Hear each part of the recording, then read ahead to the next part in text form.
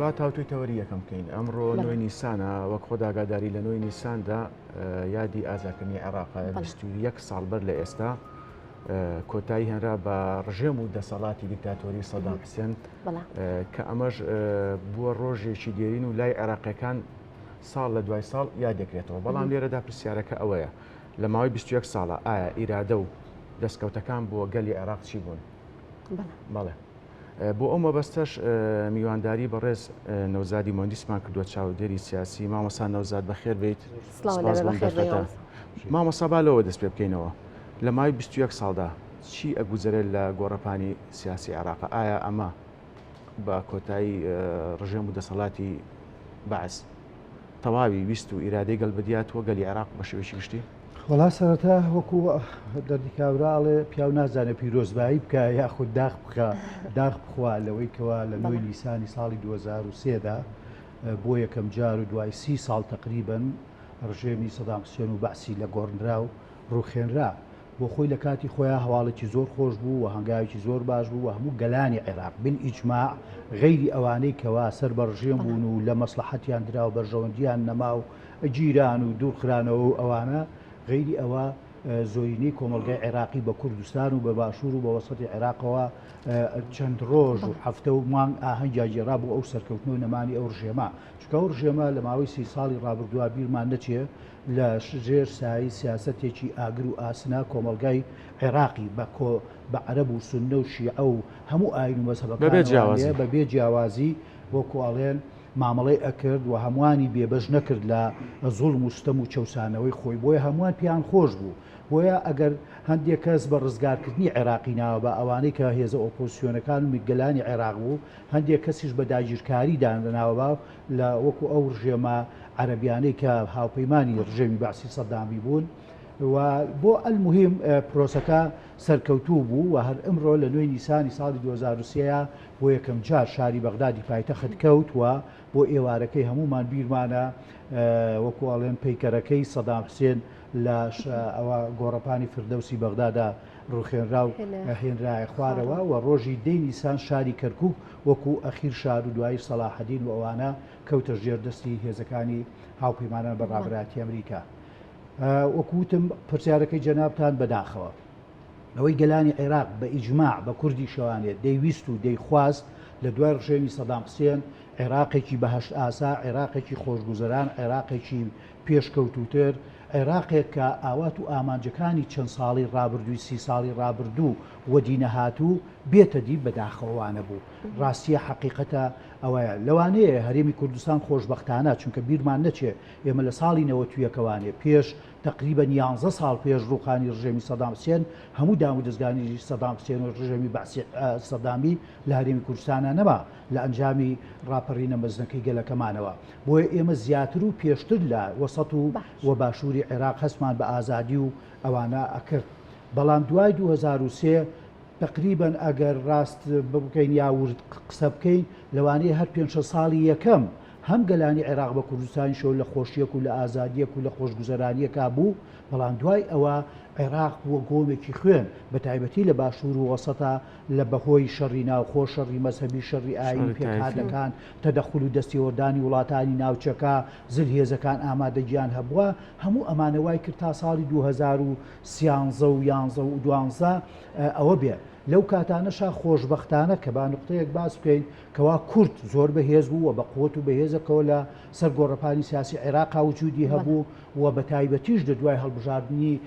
یەکەم سەرۆک کۆماری هەڵبژێردراوی عێراق جەنابی بەهەشتی مام جەلال لە ساڵی 2004 و تا 2012 و 13 و 14 بەردەوام بوو بە دوو وەجبە وای کرد کەوا عێراق تا ڕادەیەکی باش لەناو ئەو گۆمە خوێنەیە لەناو ئەو دەریا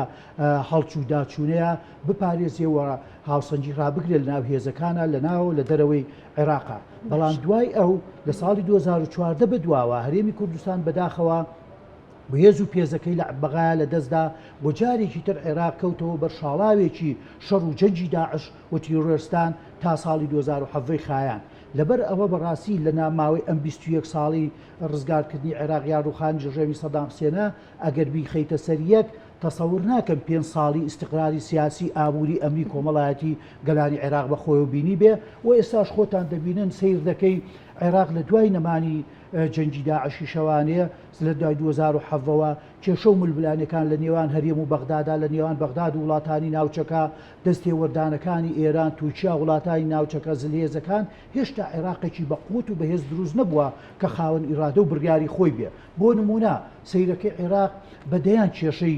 خۆی و دەناڵێنێت لە کێشەی ئاو لەگەڵ تورکیا، لە کێشەی تیرۆرسان هێشتا هەرما و مەترسیەکەی وایە، لە کێشەی دەستێوەردانی وڵاتانی ناوچەکە بە تایبەتی ئێران تورکیا هەر ڕۆژەی لە هەرێمی کوردستانەوانی بردومانی ناوچەکانێک لەلایەن تورکیاوە. ئێران بۆ خۆتان دەزانن بەهۆی مەسەبی شیع و شیعەگەراییەوانێ باڵادەستی تەواو لەسەر زەمینەی واقع لە عێراقا. لەو لاشەوە ئەمریکا و هاوپەیمانەکان بەداخەوە نەیانتوانیەوە ئەو بەرنامەی کە خۆیان ئیدعایان بۆ کرد و پێش ڕزگارکردن ڕایان گەیان کە ئێمە دەمانەوێت عێراقێکی دیموکراسی کۆمەلگایەکی پێشکەوت و خۆشگوزەران و ئارام و پێشکەوتو لە عێراقا پێگەێنین. بەداخەوە تا ئێستا هیچی ئەوانەمان نەبینی کە ئەمە ئەو بەڵێنانە بوو یاخود ئەو ئاوات و خواستانە بوو کە هەمومان دەمانخواست بەداخەوە نەهات. باشەکەواتە کە نەوزاد هۆکاری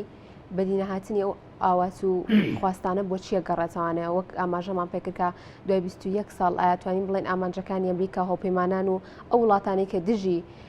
ڕژێمی بەعز بوون هاتوێتە دی خۆی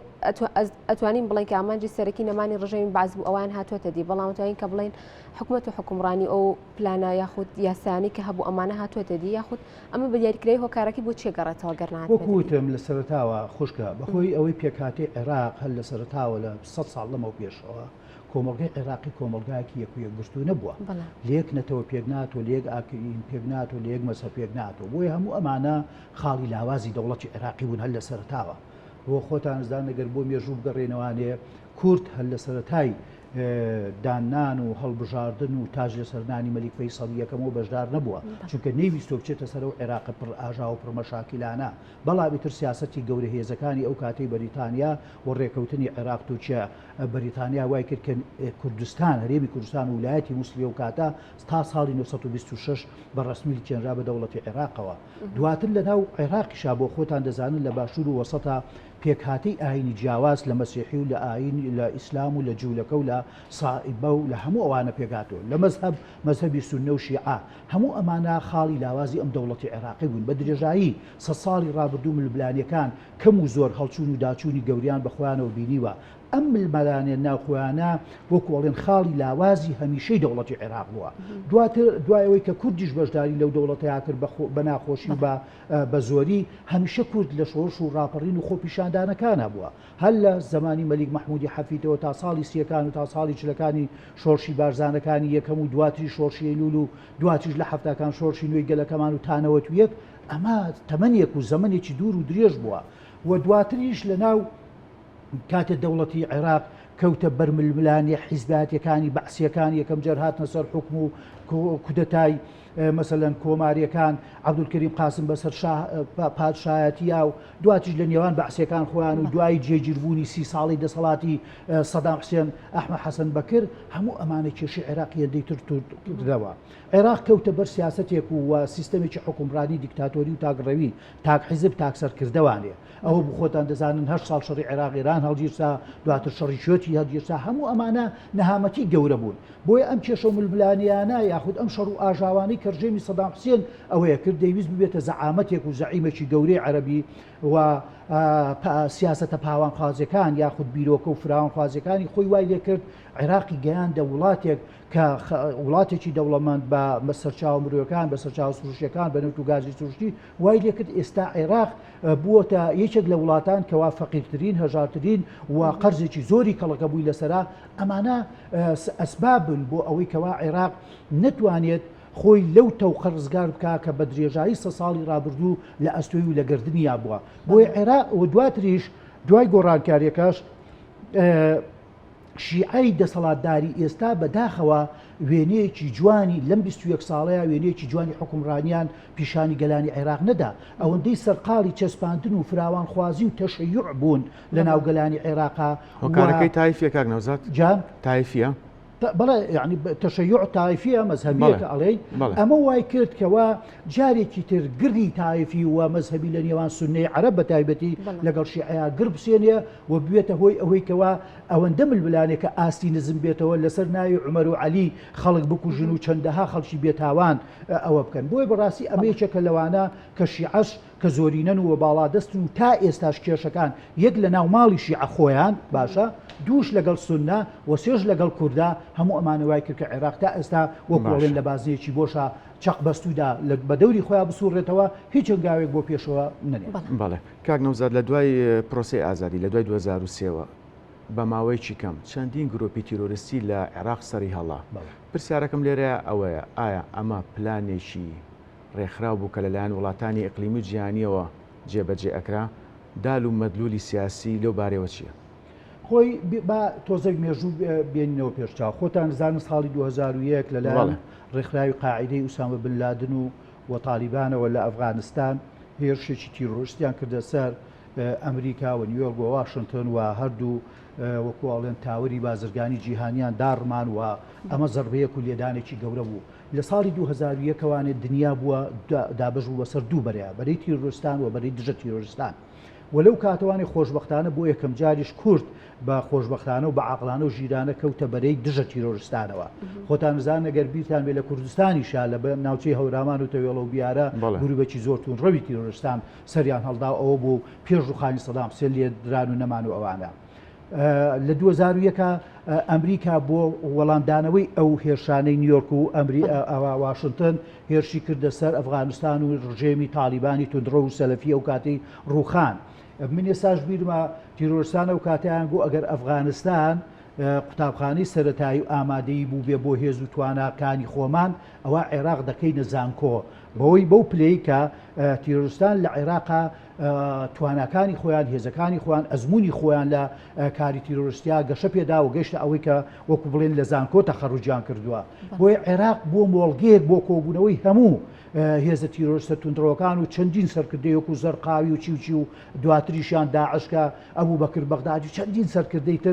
چەند وڵاتێکی ئیقلیمی کارکتەری سەرەکی نەبوون لە دروستبوونی ئەو گرۆپانەیە کاکە داعش ئێستا دەرکەوت لە دوای نەتیجەی ئەم 21 ساڵە و لە ئەنجامی ئاشکرابوونی بەڵگەنامە هەواڵگریەکان دروستکراوی هەموو دەستگا جاسووسیەکانی نێودەوڵەتەکانون بە ئەمریکا و بە بەریتانیا و بە فەڕەنسا و بە وڵاتانی ناوچەشەوانێ بۆ نمونە دوو دەوڵەتی گەورەی ناوچەکە تورکیا ئێران لەم هەموو شەڕ و ئاژاوی 21 ساڵی ڕابردووە بۆ یەک جاریش بۆ چەند جارێکی کەمیش تەقینەوەی گەورە لە وڵاتەکانیانە ڕووی نەدەدا لەسەر دەستی تیرۆریستانە مع العلم خۆیان وەکوڵێن ڕاعی و دەست لە پشتی هەموو گروپە تیرۆریستەکان و دیان ناردنە عێراق بۆ عێراق بەهێز نەبێ بیرتان نەچی عێراقی سەردەمی سەدام حوسێن عێراقێکی بەهێز بوو خاوەن سوپایەکی 500,000 کەسی وە یاخۆ هەنگێ جارخوانی دیعانە کرد ملیۆنێک هێزی سەربازیان هەبوو چ ئێران و چ تورکیا نیان دەتوانی بچووکترین تەجاوز بکەنە سەر حدود و سەروەری خاکی عێراقی عێراق بەقووت بوو ئەمان ئەم عێراقیان نەدەویست عێراقێکی لاوازیان دەوێت و عێراقیش بۆ خۆی دەوڵەمەندە بۆ هەموو سەرچاوە سروشتیانەوە بۆی تا ئێستا لەگەڵ ڕێزم کە ئەم قسەیە وەکو قسەیەکی ئەدەبی و نووسرا و سیاسیە کە بەکاردێنێت وەکو ئەواڵێن مانگایەکی شیردەروا بووە هەمویان دەیانویست شیرەکە و گۆشتەکە لە عێراق بمژن بیخۆن بە ژۆدیەکانی خۆیان درێژە پێدەن بەڵام لە عێراقێکی بێهێزە بۆیە ئەوان هیچ کاسێ و تا ئێستاش و بۆ ئایندەش نایانەوێت عێراقێکی بەهێز دروست بێ دەیانەوێت دائیمەن پڕ کێشە و ململانەکانی ناوخۆ بێ و لەگەڵ ناوچەکەشدا بێ بۆیە تا ئێستا نە ئەمریکا وەکو زلهێز توانیوێتی سیاسەتەکانی خۆی بێنێتە دی و وڵاتانی کەش هەریەکە بە پێی توانە و حەجمی خۆی عێراقیان بۆ خۆیان بەکارێنن. باشە کاک نەوزاد هە لەسەر بابەتی گروپە تیرۆریستیەکان کەم تا زۆر ئێستاش هەواڵی ئەوە بینین کە گروپە تیرۆریستیەکان هەرما و لە ئێستاشدا و لە ماوەکانی ڕابردوشدا بە هەمان شێوە ئامانجی ئەمریکا ئەوە بووکە عێراق بۆ شێوەیە بەجێبێڵەت یاخود ئەوە بووکە عێراقێکی تەواو پارێزراو بێت لە ڕووی ئەمنیەوە یاخود عێراقێک بکە تەواو لەسەر پێی خۆی وەستابێت خۆی ئەوەی کە مەبەست بێت ئەمریکا ئەیویست عێراقێک پێک بێنێت خۆشگوزەران بێ پێشکەوتوو بێ و لە ڕێگەی ئیسtismار و وەبەرهێنان و کۆمپانیا ئەمریکی و غەربیەکانەوانی عێراق بێتە ژێر دەستی خۆی و ببێتە مەعسکەرێک سەربەخۆی بەڵام ئەمە خەونێک بوو نەهاتە دی بۆ ئەمریکا و بە تا ئێستاوە بۆ چونکە عێراق با پێتان بڵێم وەکووتم لە ناوچەیەکی ڕۆژهەڵاتی ناوڕاستی گرنگ و گەورە و دەوڵەمەندە و پێگەیەکی جیۆپۆلیتیکی زۆر گەورە و گرنگی هەیە وڵاتێک نییە وەکو وڵاتێکی کەنارخراو و پراوێزخراوی سۆمال بێ یاخود وڵاتێکی دوورە دەست و فەقیر وەژار بێ دەوڵەتانی زلێز و ناوچەکە تەماعیاتیان نەبێت بۆی عێراق هەموو وڵاتەکانی ناوچەکە بە زلێزەکان تەماعێکی زۆر گەوریان هەبوو بیرمان نەچێ عێراق بەداخەوە ململانەکانی ئەمریکا ئێران و تەنانەت بە شێوەیەکی ناڕاستە و خۆش لە سووریا بە عێراقیشەوە ململانێکیانی رووسیا سینیش بەرامبەر ئەمریکا هەمووی لەسەر خاک و ئاوی عێراق و لەسەر حسابی گەلانی عێراقا یەکلا دەبێتەوە ئێستا خۆ ئەوەندەی ململانەکان چونکە بەداخەوە لە عێراق ناتوانێت توانای ململانی نییە هیچ توانای نە بڕیاری خۆی هەیە نە ململانی هەیە نە دەتوانی خاوەن سیاد و سەرۆری خۆشی بپارێزێ ئەوەی ململانەکان بەڕێوە دەبا ئێرانە بە دەرەجەی یەکەم و ئەمریکایە بە دەرەجی دووەم لە بەرامبەر یەکتریا خۆشتان دەبینن ئێستا ئێران بۆتە وڵاتێک کە هەژمونی خۆی بەسەر چەندین وڵاتی عەرەبی ناوچەکەیە هەر لە عومان و لە قەتەر و لە عێراق و لە لوبنان و لە سووریا و لە یەمەن و هەمووانەیە سەپاندووە و دژاتی و ململانەکانی ڕۆژانە لە دەریای سوورە بەرامبەر ئەمریکا بەریتانیا ئیسرائیل ئاکا بۆیە عێراق وەکو وڵێن ئەگەر تەنها وەکو قوارەیەکی سیاسی ماوە ئەجیناوەکو هێز و پێز و توانای عسکەری و ئابووری ئەوانە بەڕاستی عێراقێکی زۆر بێهێزە زۆر لاوازە تەنانەت ناتوانێت وەکوڵێن بەرپەرشدانەوەی ڕۆژانەی هێرشەکانی تورکیا بکا بۆ سەر خاکی هەرێمی کوردستان وەکو بەشێک لە وڵاتی عێراق و دەوڵەتی عێراقی بۆیە بەڕاستی ئەم وەزعانە ئەگەر وا بڕوە عێراق هەمیشە لە جێژاوێکی ناجێگیری سیاسی ئابووریە دەبێنێتەوە و ئەوەش وەکوتم لەسەر حسابی خۆشگوزەرانی و پێشکەوتنی عێراق بێ بە ئێمەی کوردستانیشەوە. بەڵێ من کاک نەوزاد دوا پرسیارت لەکەم ئەگەر سۆما پرسیاری نەماوێت پرسیاری خۆکە ماوتە کاک نەوزاد دەردی عەرە بەڵێ بەسیسون من الئەمەل ئایا تروسکاییەک لە هیوا ماوە بۆ ئەوەی سنوورێک بۆ دەزوەردانی دەرەکی دابرێت و عێراق وەک جاران و خۆت ئاماژت پێەیە بگەڕێتەوە کایە و هێزی نێودەوڵەتی؟ حتمان عێراق کاکە بۆی ڕاستیەکانمان لەبیر نەچێ عێراق هەندێک پای گرنگی حکومڕانی گەورەی هەیە و پای گرنگی ئابووری سیاسی وەکوتم ژۆپۆلیتیک و ئەمنی گەورەی هەیە بۆ دروستبوونەوە و وەستانەوە لەسەر پێی خۆی کە ئەمەش ئومێدێکی گەورەی هەیە لای هەموو تاچێکی عێراقی سا بەداخەوە من لە نووسینێکی کورت تاوتومە دەبێت سەرکردە عێراقیەکان بە کوردستانی شۆپەند و عیبرەتێکی زۆر گەورە وەربگرن لەوەی جارێکی کە ڕژێمێکی سەدام حوسێنی و بەعسی تونترە و بکوژ و زاڵم دروست نەبێتەوە ئەم هیوایە یاخود ئەم ئاواتە یاخود ئەم پەنوەرگرتنە دەبێت لای هەموو سەرکردەکان و لای هەموو تاچێکی عێراقی دروست بێت کە ئەمەش بە دەزوەردانی دەرەچیە بێ کاک نەوزاد ئەگەر دەسەڵاتێکی توندڕە و کاکە نەچێت هەموو گۆڕانکاریەک دەبێت لە ناو خۆی وڵاتەکەەوە خۆی دەست پێ بکە وەقاعدەیەکی بێ بنکەیەکی جەماوەری هەبێ من ئەگەر بڵێم خۆشبەختانە یا خۆش نابەختانە بڵێم ئێستا ئەگەر بینە سەر ئەوەی لە 150 حسێ بکەین لە 175 ئێستا لە 175 گەلانی عێراق بە کوردستانی شەوانێ بەداخەوانێ لە خراپی و لە گەندەڵی و لە ناعەدالەتی ئەم سیستەمی حکومڕانی 21 ساڵە لە هەرێمیش و لە بەغدادیشا وای کردو خەڵک بەداخەوە ئاوات بخوازێ بۆ ئەو سەردەمی ڕژێمی بەعسی سەدامی کە خۆشگوزەرانی هەبوو کە ڕاستە ئازادیەکی تا ڕادێک کەم و قەتیس هەبوو بەڵام خۆشگوزەرانیەکە بوو خەڵک ژیانی ویست کاکە بیرمان نەچێت ئەم سەردەمە سەردەمی هەشتاکان و حەفتاکان نەماوە سەردەمی ژیان و خۆشگوزەرانیە سەردەمی دابینکردنی پێداویستیەکانی ڕۆژانەیە چونکە ژیان و گوزەران لە دنیا و لە ناوچەکە و لە عێراقیشا زۆر قورس بووە خەڵک ناتوانێت ژیان بە ئاسانی دابینکە بە تایبەتی لە وڵاتێکی فەقیر و هەژارە جاتۆ خەڵک وشار بووە تاچی عێراقی وشار بووە تاچی کوردستان وشار بووە دەڵێ من لە وڵاتێکی پڕغاز و نەوتی سروشتیە پر سەرچاوی سروشتیە پر دەوڵەمەندیە قوبوڵم نییە من بە فەقیری و هەژاری بژیم باشە لەبەر ئەوە زەرورەتە کە تاکەکان وشیار بنەوە بۆ ئەوەی لە ئەنجامی من قەت هاوات بۆ ناخوازم لە ڕێگەی توندوتیژی و شۆڕش و خۆپیشاندانی توندوتیژەوە حکومڕانی ئێستا بگۆڕێ بەڵکو لە ڕێگەی وشیاربوونەوە لە ڕێگەی بەشداربوونی کارای سیاسی و هەڵبژاردنەکانەوە لە ڕێگەی ئاڵوگۆڕی ئاشیانی دەسەڵاتەوانێ ئەم دەسەڵاتدارانی ئێستا بگۆڕن بە دەسەڵاتێکی ڕەشید و حەکیم کە بتوانن وێنەیەکی جوان و عێراق بکەنەوە ژێر پێگەی خۆی ئەمە هەندێک جار ئێستا لەوانەیە هەندێک برادەر قسەکانی ئێمەیان بەدڵ نەبێ بڵێن ئێمە ئەمانەوە عێراق بەهێز بکەینەوە عێراق جێتی بکەیت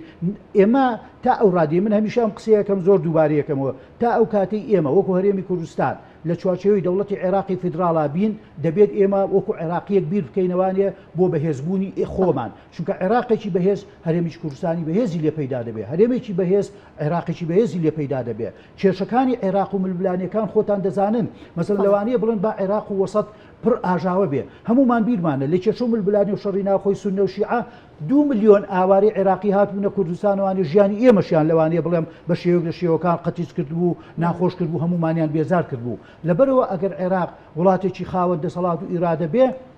ئێمەش پارێزراوترە بن ئێمە بۆ نمونە لە هەرێمی کوردستان بۆ ناتوانین جوابی وەڵامی هەڕەشەکانی ئێران تورکیا بدەینەوە کە ڕۆژانە بە درۆن و بە چیچی خەڵکمان لێ تیرۆرەکەن و ناوچەکانمانەکەن ئەوە عێراقێکی زەعیفە وای کردوکە ئێمە نەتوانین ئەگەر عێراق خاوەن ئاسمانی خۆی بێ خاوەن زەوی خۆی بێ خاوەن هێزێکی سوپای بەهێز بێ خاوەن هێزێکی ئاسمانی بێ ئەو وڵاتان ناتوان ئەوەندە تەدەخولکەن بۆیە بەڕاستی ئەمەل هەیەوە هیوا هەیە و بۆ جوابی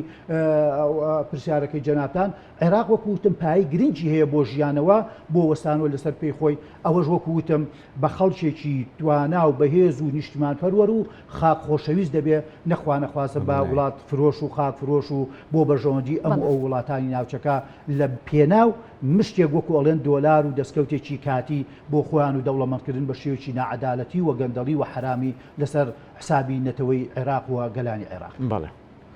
بەڕێز نەوزاد مهندس سپاس کە ڕاستەخۆ لە ستودیۆ لەگەڵمان بوویت. سەرکەوتوو بن.